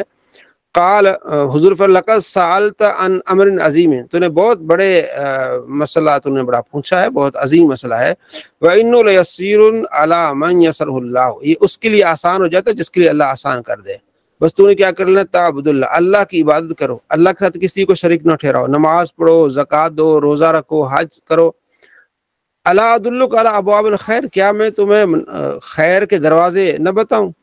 وہ یہ ہے کہ الصوم جنۃ، روزہ ڈھال ہے، ٹھیک ہے، اور صدقہ کیا کرتا ہے، خطایات جو خطیات ہیں ان کو دھو دیتا ہے، اور رات کو نماز پڑھنا، اس سے بھی خطائیں کیا ہو جاتی ہیں، معاف ہو جاتی ہیں۔ اور الا ادلک براس الامر، کیا میں تمہیں اصل بنیاد نہ بتاؤں، اصل بنیاد اور اس کی جو ہے وہ چوٹی اور ستون نہ بتاؤں؟ میں نے کہا یا رسول اللہ آپ ضرور بتائیے۔ آپ علیہ السلام رأس الامر الاسلام، اصل بنیاد اسلام ہے، وعمودہ الصلاۃ، اور نماز ستون ہے، وذروۃ السنام الجہاد، اور چوٹی کیا ہے وہ جہاد ہے۔ ثم قال، پھر آپ علیہ السلام الا اخبرک بملاک ذلک کلی، کیا ان تمام چیزوں کی اصل چیز نہ بتاؤں؟ قلت بلا یا نبی اللہ، میں نے کہا یا نبی اللہ آپ ضرور بتائیں۔ فرمایا فاخذ بلسانی، آپ علیہ السلام نے اپنی زبان کو پکڑ لیا، تمام چیزوں کی جڑ یہ زبان ہے۔ فقال کف علیک ما ھذا، اس کو روک کے رکھ۔ فقلت، میں نے کہا یا نبی اللہ، اللہ کے نبی، وَإِنَّا لَمُؤَاخَذُونَ بِمَا نَتَكَلَّمُ بِهِ، کیا ہمارا مواخذہ ہوگا جو ہم بات کرتے ہیں؟ قال، فرمایا ثقلتک امک، تیری ماں تجھے کھوئے اے معاذ، لوگوں کو زبان کی کاٹ ہی جہنم میں اوندھا پھینکے گی، یعنی چہرے کے بل، نتنوں کے بل لوگ اس زبان کی کاٹ کی جیسے جائیں گے۔ اس زبان کو صحیح استعمال کر، یہ ہر چیز کی ابتدا ہے، یہی زبان ہے جس سے مسلمان بندہ کلمہ پڑھ کے مسلمان ہو جاتا ہے، یہی زبان ہے جس سے آگے ہم روایت پڑھیں گے کہ جب صبح ہوتی ہے تو سارے اعضاء زبان سے التماس کرتے ہیں کہ تو ٹھیک رہی تو ہم بھی ٹھیک رہیں گے، اگر تو ٹیڑھی ہو گئی تو ہم بھی ٹیڑھے ہو جائیں گے۔ اور ترمذی شریف میں حدیث ہے من سمت نجا، جو خاموش رہا اس نے نجات پائی۔ تو زبان کا استعمال بہت اہم ہے، زبان کو کنٹرول کرنا، احتیاط کرنا، یہ کیا ہے، بہت ہی اہم ہے۔ اس حدیث میں بتایا گیا، پہلے تو اس نے صحابی نے کیا پوچھا، صحابی نے پوچھا کہ یا رسول اللہ ایسا عمل بتائیے جس سے جو میں جنت میں داخل ہو جاؤں، جہنم سے میں دور ہو جاؤں۔ تو آپ علیہ السلام فرمایا بہت بڑی بات تو نے پوچھی ہے، یہ اس کے لیے آسانی ہوگی جس کے لیے اللہ آسانی کرے گا۔ پھر آپ نے فرمایا کہ نماز پڑھ، روزہ رکھ، حج، زکوٰۃ۔ پھر آپ نے بتایا کہ نماز کیا ہے، روزہ کیا ہے، روزہ جو ہے وہ ڈھال ہے، صدقہ ہے جو ہے وہ خطایات جو خطی ہیں تو ان کو معاف دھو دیتا ہے، جس طرح بجھا دیتا ہے، جس طرح آگ پانی کو بجھا دیتی ہے، راتوں کو نماز پڑھنا۔ پھر فرمایا اللہ ہر چیز کی جو اصل جڑ کیا ہے، فرمایا یہ زبان ہے، اس کو اچھی طرح سے استعمال کر۔ تو زبان کو اچھی طرح سے استعمال کرنا بہت اہم ہے۔ قرآن پاک میں سورہ کاف میں اللہ فرماتا ہے ما یلفظ من قول الا لدیہ رقیب عتید، جو بھی تم بات کرتے ہو ایک محافظ بیٹھا ہوا ہے وہ لکھ رہا ہے، جو ہم بات کر رہے ہیں نا یہ لکھی جا رہی ہے۔ اور سورہ بنی اسرائیل میں اللہ فرماتا ہے دوسرے رکوع میں اقرا کتابک کفا بنفسک اليوم علیک حسیبا، آج خود اپنا محاسبہ کر اور اپنا نامہ اعمال خود پڑھ، جو بھی زبان سے باتیں کی ہوں گی وہ لکھی ہوں گی، وہ پڑھتا جائے گا۔ اس لیے زبان کو صحیح طور پر استعمال کرنا بہت لازمی ہے۔ عقل مند کے لیے کہتے ہیں کہ وہ پہلے سوچتا ہے پھر بولتا ہے، اور جو بیوقوف ہوتا ہے پہلے بول لیتا ہے پھر سوچتا ہے کہ یہ کیا ہوا۔ اس لیے زبان سے جو کرامن کاتبین جو لکھ رہے ہیں یہ ہماری باتیں لکھ رہے ہیں، اس لیے فضول باتوں سے بچنا بہت اہم ہے۔ آپ علیہ السلام کبھی بھی ان چیزوں سے میں یعنی فضول باتوں میں آپ علیہ السلام نہیں پڑھتے تھے. یہ تعلیم ہے کہ انسان مسلمان کے دین کی خوبی اس میں ہے کہ فضول چیزوں سے محفوظ رہے. یہ بھی آگے انشاءاللہ ہم حدیث پڑھیں گے. تو اس حدیث کا جو خلاصہ یہ بتایا گیا کہ اس زبان کو آپ نے اچھی طرح سے استعمال کرنا ہے. حضرت ابو امامہ کہتے ہیں کہ آپ علیہ السلام فرماتے ہیں من احب للہ و ابغض للہ، جس نے اللہ کے لیے محبت کی اور اللہ کے لیے بغض رکھا اور اللہ کے لیے دیا اللہ کے لیے منع کیا، اس کا ایمان کیا ہے؟ مکمل ہے. وہ مکمل میں اگلی حدیث میں ہے کہ مسلمان وہ ہے جس کے ہاتھ زبان سے دوسرے مسلمان کیا رہیں؟ محفوظ رہیں. یہ ہم نے پڑھا الحمدللہ. آگے جو روایت ہے الفصل الثالث، تیسری ہماری فصل کتاب الایمان میں، حضرت ابو ہریرہ رضی اللہ تعالیٰ عنہ سے حدیث نمبر 39 کہتے ہیں کہ آپ علیہ السلام کے ارد گرد ہم بیٹھے ہوئے تھے. آپ علیہ السلام کے صحابی حضرت ابو بکر بھی تھے، عمر بھی تھے. آپ صلی اللہ تعالیٰ علیہ وآلہ وسلم اٹھ کے چلے گئے اور تھوڑی دیر ہوئی، آپ تشریف نہیں لائے، واپس نہیں لائے. تو ہمیں خوف ہوا کہ کہیں آپ صلی اللہ تعالیٰ علیہ وآلہ وسلم کو کہیں نقصان نہ پہنچایا جائے. تو ہم آپ علیہ السلام کو ڈھونڈنے کے لیے نکلے، اور سب سے پہلے مجھے خوف لاحق ہوا اور میں ڈھونڈنے کے لیے نکلا. تو میں انصار کے بنی نجار، انصار کا قبیلہ ہے، اس کا ایک باغ تھا، وہاں پہنچ گیا میں نے.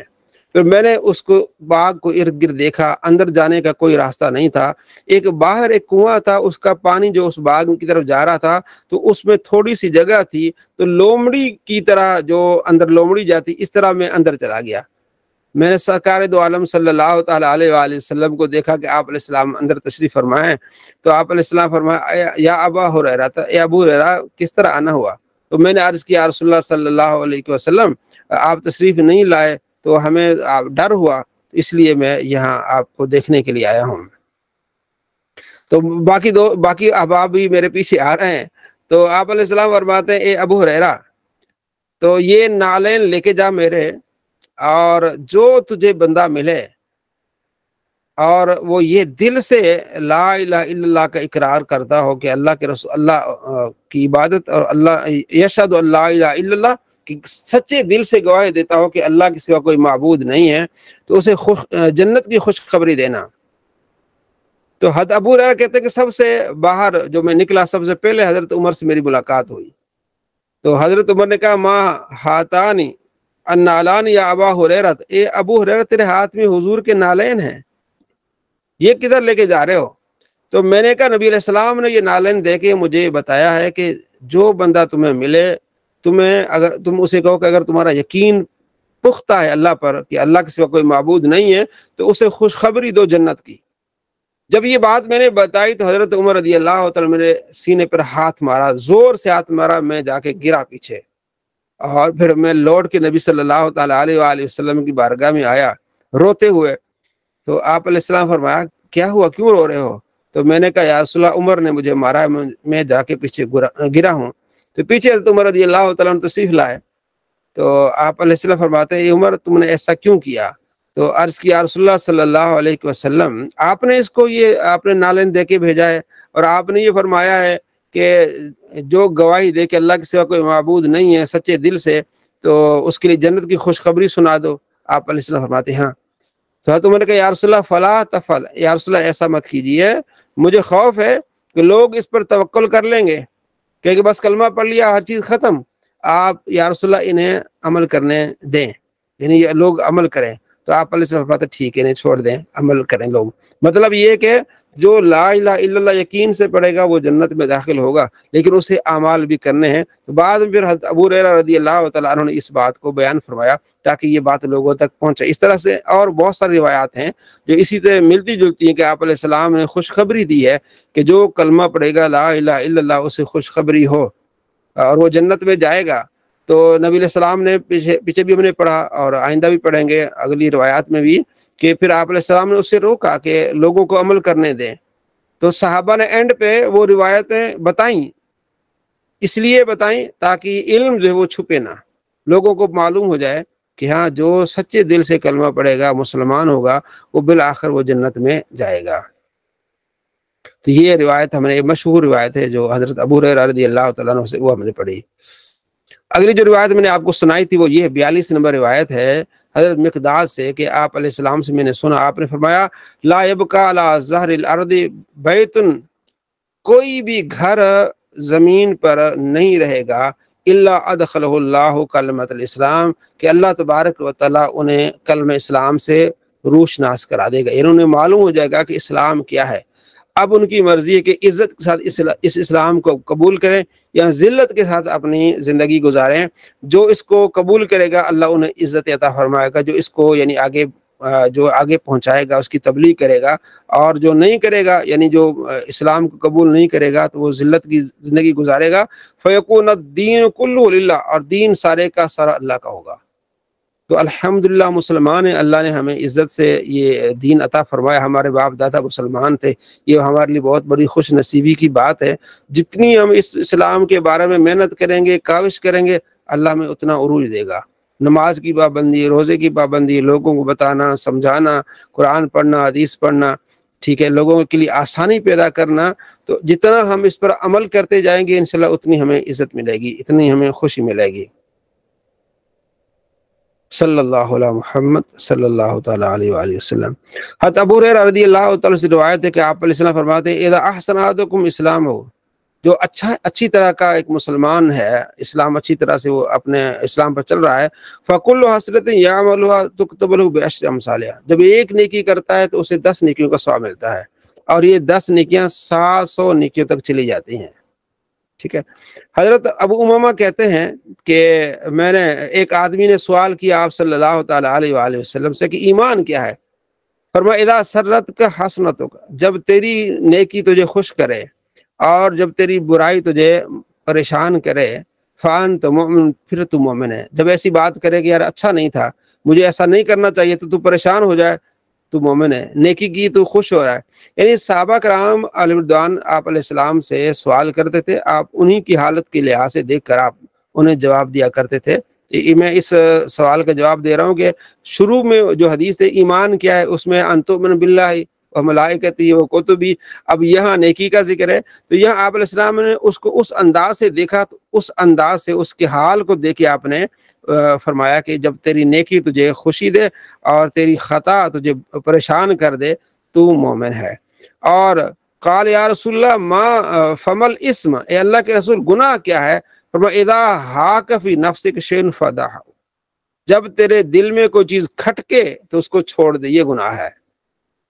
بڑا یعنی آپ علیہ السلام نے اصول بیان فرما دیا۔ صلی اللہ علیہ محمد صلی اللہ تعالیٰ علیہ وآلہ وسلم۔ تو اب یہ آپ کا کتاب الایمان جو ہے وہ آج الحمدللہ مکمل ہوا، جس میں آپ نے 48 روایت کا آپ نے خلاصہ پڑھا کہ آپ صلی اللہ تعالیٰ علیہ وآلہ وسلم کے پاس حضرت جبرائیل آئے، انہوں نے اسلام کے بارے میں پوچھا، ایمان کے بارے میں پوچھا، اور پھر صحابہ کرام علیہ رضوان نے ایمان کے بارے میں پوچھا، پھر مومن کون ہے جو آپ صلی اللہ تعالیٰ علیہ وآلہ وسلم اس نے ایمان کا ذائقہ چکھ لیا، جو اللہ کے لیے محبت کرتا ہے، جو اللہ کے رسول کے لیے محبت کرتا ہے۔ اور یہ بھی آپ نے پڑھا کہ مسلمان کون ہے؟ المسلم من سلم المسلمون من لسانہ و یدہ، مسلمان وہ جس کے ہاتھ اور زبان سے دوسرے مسلمان محفوظ رہیں۔ تو یہ کتاب الایمان چیپٹر میں آپ نے پڑھی۔ جی کوئی بھائی اس کا خلاصہ بیان کرے گا تھوڑا؟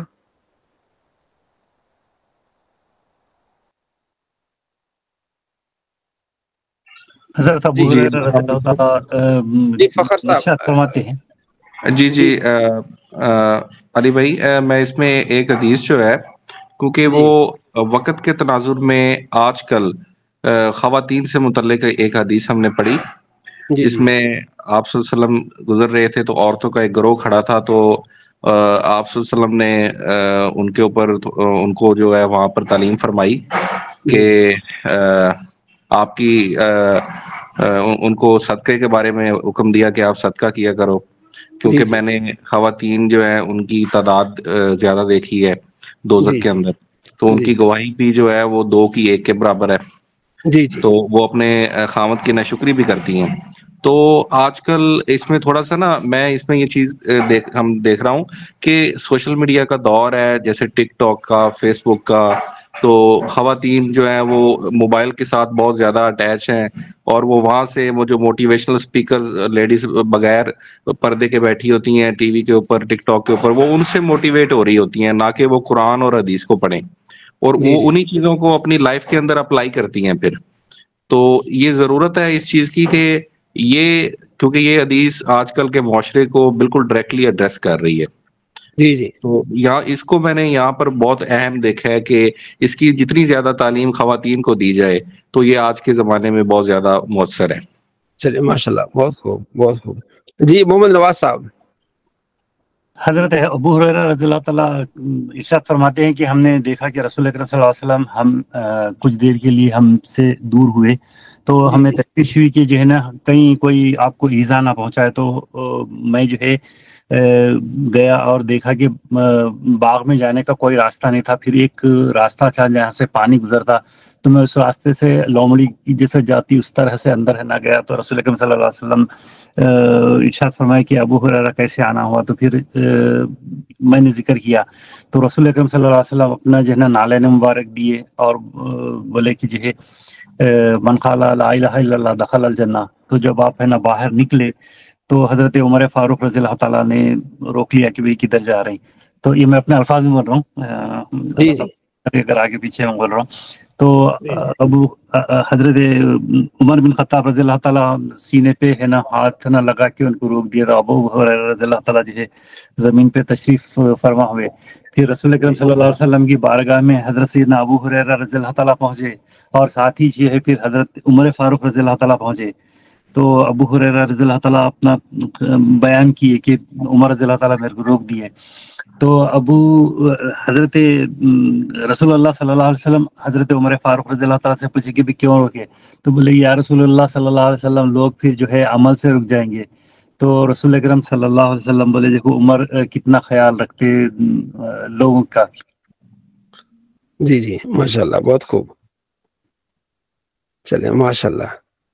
جی اور کوئی بھائی اپنا کوئی حدیث شیئر کرے تاکہ آپ نے جو پڑھا ہے اس کو آپ ریپیٹ بھی کریں، اور کیونکہ آپ علیہ السلام کا جو فرمان ہے کہ حدیث کو سنیں اور پھر آگے پہنچائے بھی، آپ نے سنا بھی ہے اور اس کو اپنے دل میں بھی رکھنا ہے، اور موقع ملتے ہوئے اپنے دوستوں کو سنانا بھی ہے انشاءاللہ۔ تو کثیر تعداد میں حدیث پہ ہمیں سننے کو ملیں گے۔ جی نبی پاک صلی اللہ تعالی علیہ وسلم کا یہ جی حافظ جی آپ صاحب۔ مسلمان وہ ہے کہ جس کی زبان اور جس کے ہاتھ سے دوسرے مسلمان محفوظ رہیں۔ آج کل کے دور میں جو ہے زبان کے ساتھ ہم جو تکالیف دیتے ہیں یہ بہت زیادہ ہے، غیبتیں کرنا، چغلیاں کرنا، گالیاں دینا، جی اور اس طرح سے کسی نے مذاق کے طور کے اوپر کسی کو تکلیف پہنچا دینا، یعنی کسی طرح سے بھی مسلمان کو تکلیف پہنچانا یہ بہت عام ہو گیا، بالخصوص اپنے دوستوں کو بھی، گھر والوں کو بھی، بچوں کو، بیوی بچوں کو، بہن بھائیوں کو زبان کے ساتھ طنز کرتے ہیں، تانے مارتے ہیں۔ جو تو یہ اس حدیث سے، اچھا اس حدیث میں ایک اور بھی، یہ چونکہ پہلے بھی حدیث پاک پڑھی ہوئی ہمارے استادوں نے ہمیں جو بتایا کہ اس میں ایک بڑی پیاری بات یہ بھی ہے کہ اس میں پہلے زبان کا ذکر ہے، بعد میں ہاتھ کا ذکر ہے، جی کہ جو جس کی زبان اور ہاتھ سے دوسرے، تو اس کا مطلب یعنی انہوں نے یہ ایک اشارتاً فرمایا کہ اس میں ایک اشارہ یہ بھی ملتا ہے کہ زبان کے ساتھ زیادہ لوگ تکلیفیں دیتے ہیں بنسبت ہاتھ کے ساتھ، اور ظاہر ہے ہاتھ کے ساتھ لڑائی تو کم ہی ہوتی ہے، تو زبان کے ساتھ دوسروں کو تکلیف بہت زیادہ دی جاتی ہے۔ اس میں ہمیں اپنی زبان کو محفوظ کرنے کا ایک جو نبی پاک صلی اللہ تعالی وسلم نے حکم فرمایا، اس میں ہمیں کوشش کرنی چاہیے کہ ہم اپنی زبان کے ساتھ کسی کو بھی تکلیف نہ پہنچائیں۔ اسی طرح ہاتھ کے ساتھ بھی کسی طرح سے بھی دھوکے کے ساتھ کسی کا مال لینا، کسی طرح سے بھی تکلیف پہنچانا، اس سے اپنے آپ کو بچا کے رکھیں۔ ماشاءاللہ بہت خوب۔ جی احتشام صاحب آپ بھی کوئی حدیث شیئر کریں، ڈیلی کوئی نہ کوئی ایک حدیث آپ سارے دوست شیئر کریں گے تاکہ آپ کی حاضری بھی لگی رہے کہ آپ نے سیکھا ہے، کچھ سمجھا ہے۔ جی احتشام صاحب آپ کوئی حدیث جو آپ نے پڑھی ہے آج؟ حضرت جو تقریباً لاسٹ پہ آپ نے پڑھائی تھی حضرت ابو امامہ والی، کہ ایک شخص نے حضور نبی کریم سے پوچھا کہ ایمان کیا ہے، تو آپ نے فرمایا کہ جب تمہاری نیکی